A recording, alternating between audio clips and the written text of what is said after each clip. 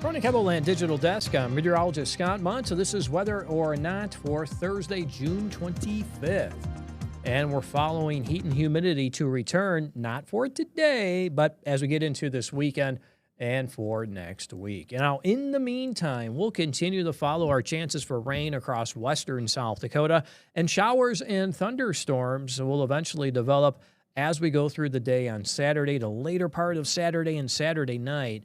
North central South Dakota will have to be watched for developing showers and thunderstorms. You'll be able to pick up on some of that here on Futurecast. This is for today. We do have our shower chances across western and southwestern South Dakota. Even during the evening hours, there can be another line that tries to move across western KELOLAND to bring in a couple of scattered thunderstorms. This is later in the day for tomorrow. Another round of widely scattered rains across western South Dakota, but as we get into the weekend on Saturday, we will have these developing showers and thunderstorms, I think, to our north. And I'll move the map here. You can see that we do have some developing thunderstorms into North Dakota. As we continue through time, we'll see how far south those grow, trying to make their way into north central KELOLAND during the later part of the evening. And I think as we do go forward, a lot of our thunderstorm chances, our best chance to see them or get them, will end up being at night. So that is something that we'll have to follow. In fact, look at this. Hey, look at that. That's snow across Wyoming, Montana. Looking at the chances to see snow in Idaho as well. So, yeah, that's just the sign of what's going on, what's triggering some of this weather for strong to severe thunderstorms here across the upper plains over the next several days with this contrast in air masses. So here we go for today. That trough will continue to meander just off to our west to bring in these rain chances for the next several days across western South Dakota. As low pressure moves into North Dakota, then we'll have to watch our surface features along with it. And in fact, as we do get into Saturday night and Sunday, some of the strongest of that low pressure system may be found into north central South Dakota. And then we'll have to follow a couple of these thunderstorms that can develop near and east of that low as we get into your Sunday morning. Chances of severe weather for today, marginal risk west of our area, but it looks like for tomorrow that does cover western South Dakota. Forecast highs today will be below average, numbers in the 70s for many, though there will be some across western South Dakota. The thick cloud cover, the rain showers, numbers stuck in the 60s for afternoon highs. And for tonight, temperatures will fall to the 50s, and our forecast for tomorrow showing temperatures will be a little warmer, closer to average, maybe even a little bit above for some, with afternoon highs in the low to middle 80s. Stay with us. There's more to come on this latest edition of Weather or Not.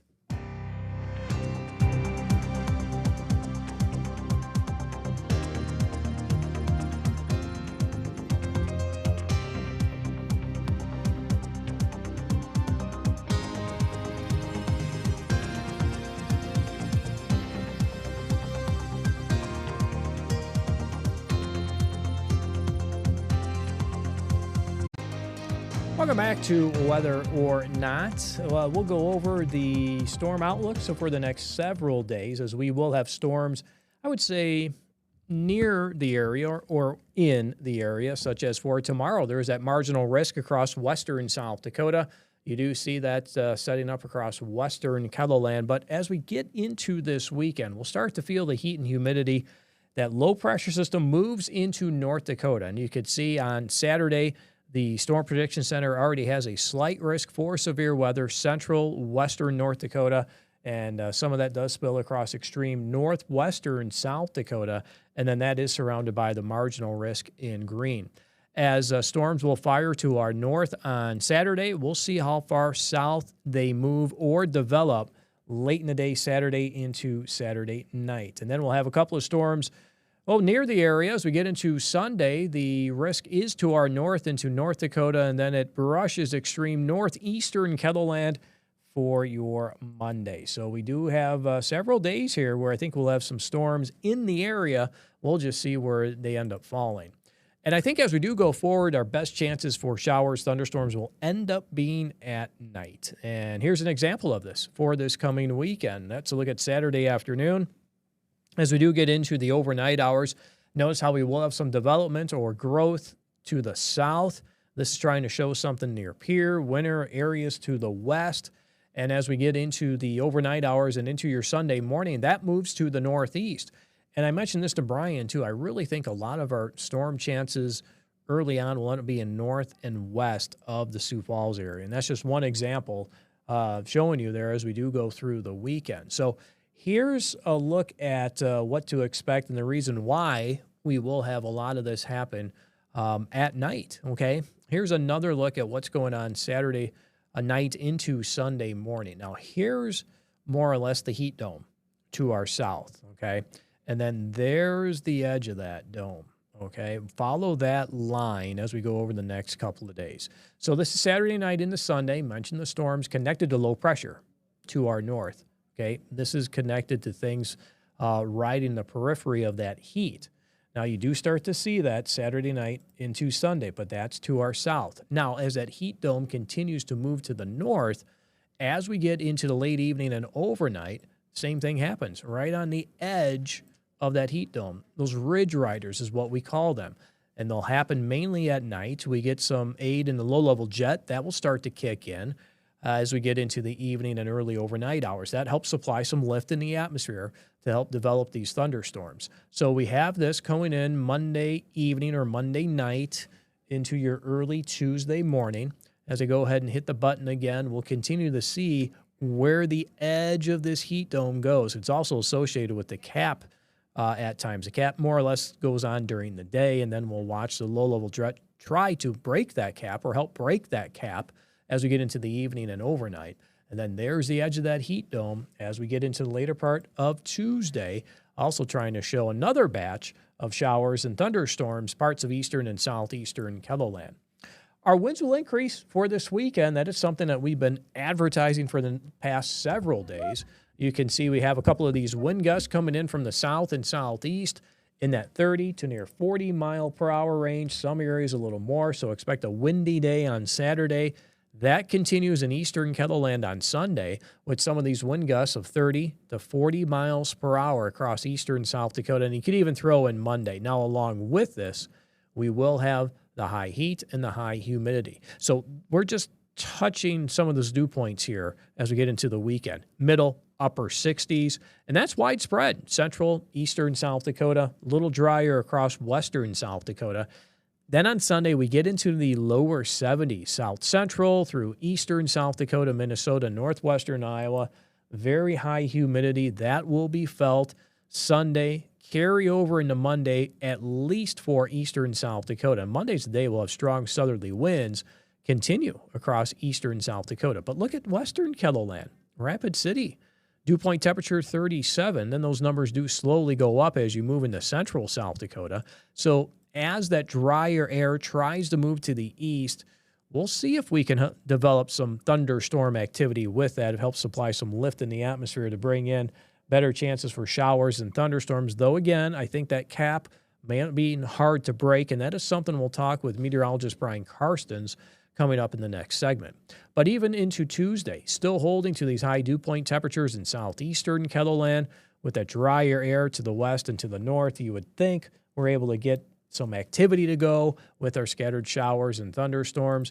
And then even as we go into midweek and beyond, we'll keep these temperatures for dew points in the 60s and low 70s. So we'll have to bring back the heat index, that term, what it feels like. Well, those numbers will be in the lower 100s Sunday afternoon. Look what happens here on Monday. Those numbers may be a little more widespread of getting those heat index values in the lower 100s across bigger real estate there in the eastern South Dakota, Minnesota, and northwestern Iowa. So we do have the heat and the humidity coming as we go through this weekend and into next week. Here's a quick look at our monthly precipitation.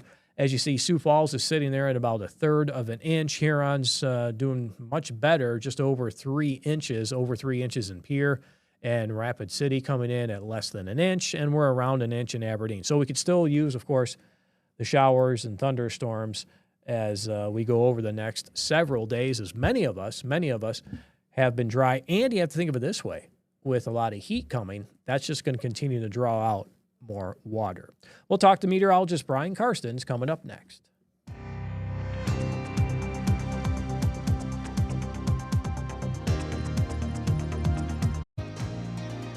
Third segment of Weather or Not, and joining us is meteorologist Brian Karstens. And Brian, we talked about the heat coming earlier in the week. We had great evidence of that yesterday just by looking at all the forecast models suggesting at least 90-degree heat is coming for a lot of consecutive days that are in the forecast, especially as we get into the last couple of days of June going into July. It's showing that again today. And my question to you is how many consecutive days can we get of 90-degree heat in Sioux Falls? And that, from what you've shown us, shown me and shown us KELOLAND this morning, seems to be Sioux Falls may be the epicenter of getting a lot of this heat in KELOLAND. Well, and that has a lot to do with dry ground.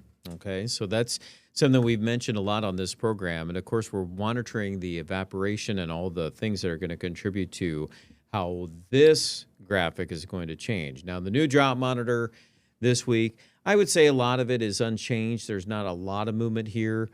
We still have, about 54% of the state is in some form of drought. Most of that is in the south and, of course, the older drought in the southwest. That's been a longer-term picture. Aberdeen, no drought there. So, they're starting to sneak in with these dry conditions. Yeah, it is. It is sneaking in. Yeah, and we've been drier for parts of the north central, especially the last couple of weeks. We haven't had as many thunderstorms. So now the question is, what's going to happen next? And this forecast was released from the Climate Prediction Center on June 18th. Okay, so about 7 days ago, about a week ago. Yep, and you see the brown color. That's where drought exists right now. But you notice the yellow in North Dakota, the yellow in Minnesota, Wisconsin, northern Iowa. That is drought that is forecast to develop. And the Climate Prediction Center put that out with the assumption that, we're going to start to heat up as we go into July. I was doing a little background research into this, and, Sioux Falls, okay, we're sitting at that third of an inch. I've been updating this every day here. So our departure now is 3.13. Okay, so now if you look at what's typical for this time of the year, we add about 1,300ths of rain a day. So you take it over a week, we say about an inch a week is about average. We're not anywhere close to that, Scott. And my concern, and I think we've made this very clear, is that once the temperature starts to go up, okay, think about this. We've been in the 70s, right? 70s, 50s at night. It's been Canadian air, all of that, pretty comfortable. But evaporation rates change a lot when you start to get like this forecast on Sunday, those 100s that are showing up. And if you get into the mathematics of this, the evaporation rate, think of this. Right now, we're probably losing 10 to 1,500ths a day, okay? 10 to 1,500ths. Once we start forecasting 90s and dew points in the 70s, and you add some wind, then we're going to start pulling out 0.2 to 3,500ths a day, okay? Where's it coming from? And that's a mathematical problem. Right. Because we don't have a lot in the reserves here. And these corn plants, yesterday was the first day I noticed driving to Sioux Falls from Canton. And keep in mind, this area had rain the day before, and I could still see the corn rolling. I mean, the farmers are very concerned about this. How much heat are we going to get? Well, you look at Monday. There's another day. I think the European model on Monday has been around 100 to 101 in Sioux Falls, and it picks up, and that's why you see these little splotches right in here where the modeling is saying, oh, yeah, there's dry ground in there. We're going to crank up the temperature. Tuesday, it kind of whittles down a little bit because it thinks we're going to get some rain Monday night. That's a question mark. We'll evaluate that in a minute. But, I can keep going here. How many days do we want to go out here? 90s. A lot of 90s. That's a full week. Then some. And beyond. Yep. So it's definitely going to get drier. Even if we get thunderstorms, you're going to pull moisture out at a very quick rate. Now, that's the next question I want to bring up on this future cast. So, we've been talking about this high pressure center placement. It's been hiding down here in Texas, but not for long. That heat is expected to expand. That high pressure center will go east. Okay, so that's also happening at the same time, a Pacific Northwest trough, right, Scott? And that's going to bring in some very chilly weather into Wyoming, or at least into Montana. Snow is still showing up. It is, yeah. There's still snow there. But where we're at, we're on the front side of that trough, and it's going to heat up a lot. And then the question becomes, do we fire up any thunderstorms on the rim of that? You know, that Monday night is kind of a deal breaker, in my opinion. If we get that rain, if we catch a good MCS out of that, that would be wonderful. That'd keep us, you know, from deteriorating as fast. But, I mean, we're talking pretty big deal, because I don't know how you come back out of this a week and a half later. I mean, what's the ridge going to do? I mean, that's the main question we have right now, because we think the modeling would suggest that the high over Indiana and Kentucky, which, by the way, that's also in the 90s to 100s, that's forecast to move to the west. And my thought is, if that thing can park far enough south, that'd be good. But, man, there's a lot of heat just on top of that ridge here, and that's 4th of July. Your highs down in central Kansas are probably 105 to 112. Yeah, the one thing I don't think we need is this high pressure, the retrograde to the west. Because once we get there, that's more of our typical summertime pattern.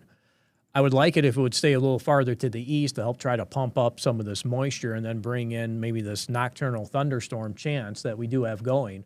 I would say as we get into next week, because we know we'll have high dew point temperatures across eastern KELOLAND. Correct. Drier air trying to move across western South Dakota, that you would think we should be able to generate some thunderstorms. But again, it all depends on where these things develop. Well, look at this. This is Saturday night, Sunday morning. You got a cap here. This little yellow line represents that. So that's kind of where I would say the lid's pretty strong.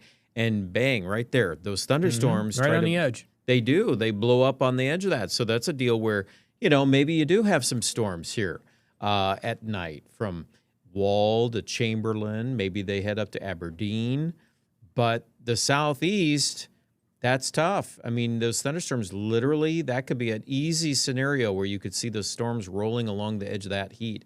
And then here's the Sunday. There's that hot 97. Maybe it's 99. It's going to be close. It's all capped. Can't see any way to break that. Monday night is when the model does that, you know, and it tries to break that cap in the evening. So timing of that is still suspect. We'll just say that. I would say there's a little, you know, there's it's trying to break it. We'll see if it does. Yeah. You know, you pick up an inch of rain out of that, that's a huge deal. That helps at least to shore up at least something to get through some of the heat that's coming. And there's humidity too. So if your location, and some of you watching us, have had some thunderstorms. So if you've got a little more moisture in the ground, humidity's a little higher, the corn will usually, you know, do okay as long as we're not close to 100. 100-degree heat is bad. That's detrimental. But, you know, low 90s, that's, you know, more typical. Where do we go from there? Well, obviously, you know, these nocturnal thunderstorms, they come and go. But as you said before, once you retrograde that high, even those nocturnal storms become harder to get because we get too doggone close to that. Let me show it to you one more time here. This is the high pressure ridge right there. Let me fast forward this. Okay, see it over the Ohio Valley? Watch that. See, it goes to the west. And if that nudges any farther to the north, that would be our problem. That's enough even, like that shows right there, we would actually be too warm to storm, in my opinion. I mean, you have to go into, North Dakota, probably, along the ridge of the heat dome into probably northern Minnesota, and then finally cutting through parts of central and northern Wisconsin. Yeah. Would be the favored locations for nocturnal thunderstorms. Yeah, and eventually, I mean, some of the modeling is trying to push this high far enough to the west where it gets back into the desert southwest. So that would put us back into a northwest flow pattern, and that could be beneficial. Be better. But that's not going to happen until way after the 4th of July. You know, now you're kicking that can down the road to the 8th, 9th, and 10th to catch something there. And sometimes heat is a bulldozer. It's hard to stop it. So we'll see. We've got time, to monitor some of these nocturnal storms. We'll hope for the best. But I also don't want to get your hopes overly optimistic. We got to play reality here. But it sounds like we're really clamping down on a lot of heat, a lot of humidity coming with little chance for the thunderstorms, the rain. But if we do get that, not during the day, it's mainly at night. Yep. So plan ahead. That's the big takeaway. Yep. And you've got time to, I guess, be prepared for the heat, because if you're going to be outside, you're definitely going to want to stay hydrated. And we'll talk about your extended forecast coming up next.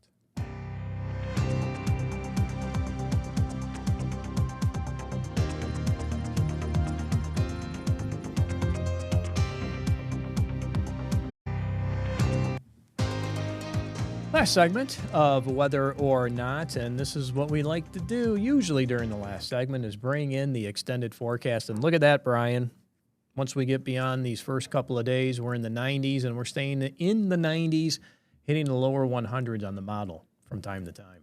And look at those overnight lows. They are really warm, too. A lot of humidity at times. Pushing 80. Yep. What's that? 1, 2, 3... 12 days worth of 90-degree heat. Yeah, that's a lot of 90s. So we just discussed all of that. So, it's summer. I know it's supposed to be hot. The problem is we have not had as much rain. We know drought is going to become a bigger topic quickly when we look at that forecast. We'll basically, no matter if that's even close to verifying, we'll lose about 1.5 inches to 2 inches of water out of the soil. Yeah, that's based on temperature and wind speed. Correct. Yep, that's a forecast. That's a fret number. We kind of use some different things in evapotranspiration. There's the American run, the GFS. Yeah. And the GFS is definitely has a hotter bias. That's why you're seeing some 106, 100, But even the European model for the rest of South Dakota next week, there's some days in there where it has 105. Yeah.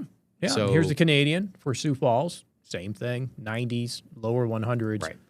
And when you look at the rain chances there, that's Sioux Falls. That goes out about 90 hours, and this is your 10-day forecast here. Again, it's hit and miss, mainly at night. We'll see what we can do about bringing in our chances for rain in this heat. That's what we need. We need the rain, or we'll need the rain. So we're just going to leave it alone, 30% kind of in there. But, that's where we're at today. So tomorrow we'll know more. Of course, we'll be letting you know, too, as we go down the line. Thank you for joining us. Have yourself a great day.